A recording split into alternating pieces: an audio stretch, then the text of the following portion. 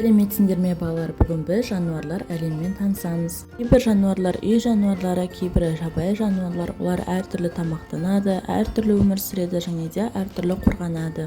Суретте көріп тұрғандарындай, бұлар жабайы жануарлар. Бұл жабайы жануарлар өздері өмір сүріп, өздері азығын тауып жейді. Аю кішкене балаларын жауынан қорғайды және өзі балық аулап қоректенеді.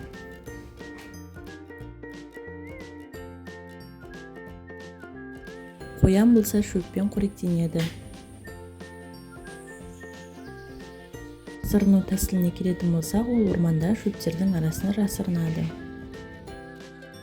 Түлкі аң аулаумен айналысады, түнде ол өте белсенді. Қасқыр болса топтасып жүріп азығын табады, керек кезінде қорғанады.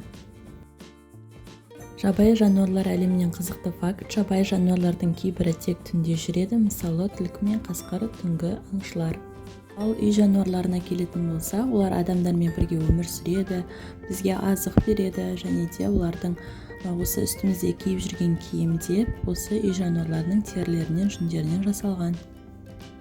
Жаңа айтып өткенде, қой өзінің жүні арқылы біз осындай киімдерді тоқып ала аламыз.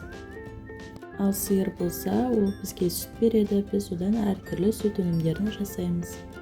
Келесі үй жануары бұл жылқы. Жылқы бұрынғы заманда оны көлік ретінде пайдаланған, қазіргі кезде де мініп жүруге ыңғайлы. Келесі үй жануары ит. Ит адамның досы, үйді күзетеді және үйді қарауылдайды. Мысық та үй жануары болып табылады, ол үйдегі тышқандарды аулауға көмектеседі.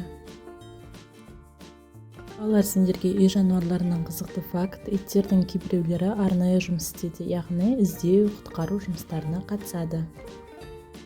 Жабайы жануарлар мен үй жануарларын салыстыратын болсақ, олардың ерекшеліктері: бірінші, қасқыр мысалы, жабайы жануарлар далада жүреді, ал үй жануарлары үйде мекен етеді.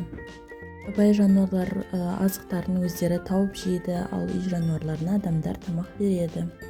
Жабайы жануарлар жауларынан өздері қорғанады, ал үй жануарларын адамдар қорғайды. Олардың тағы бір ерекшеліктеріне келетін болсақ, жабайы жануарлар кейде қауіпті болып келеді, ал үй жануарлары қауіпсіз. Барлық жануарларды да қорғау маңызды. Әлемде әртүрлі жануарларға арналған қорықтар бар, онда жануарларға өмір сүру қолайлы. Балалар, сендерге сұрақ: сенің сүйікті жануарың қайсы, жабайы ма әлде үй жануары ма? Сұрағымызды қорытындылай кетсек, балалар, табиғатты және жануарларды қорғауды ұмытпайық.